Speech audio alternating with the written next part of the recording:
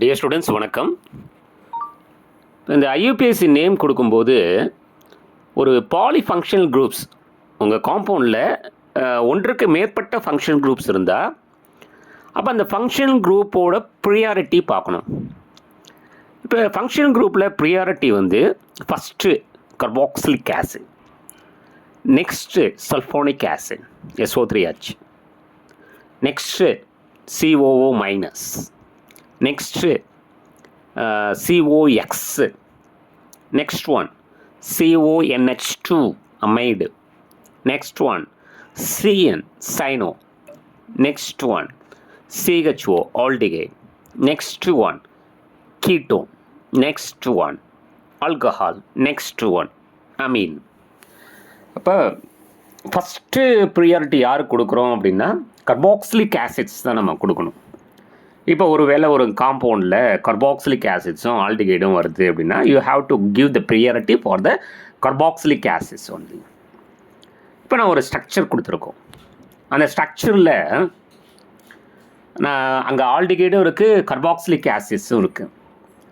அப்போ கார்பாக்சிலிக் ஆசிட்ஸ்லேருந்து நம்ம 1 ஆரம்பிக்கணும்.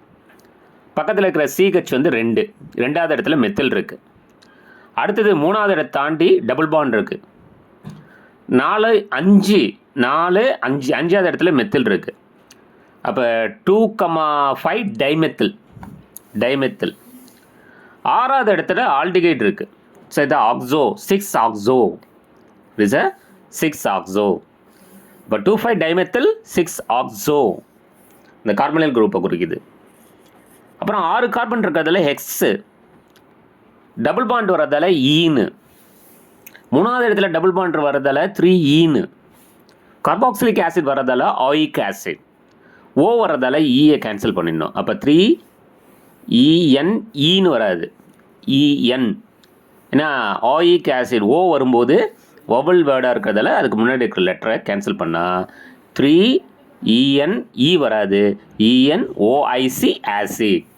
அப்போ 2,5 டைமெத்தில் 6 ஆக்ஸோ எக்ஸ் 3 ஈனாயிக் ஆசிட் நம்ம கொடுத்த காம்பவுண்டோட actual structure.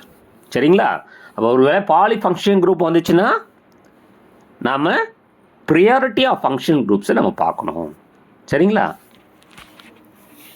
It is the correct IUPAC name for the given compound. சரிங்களா?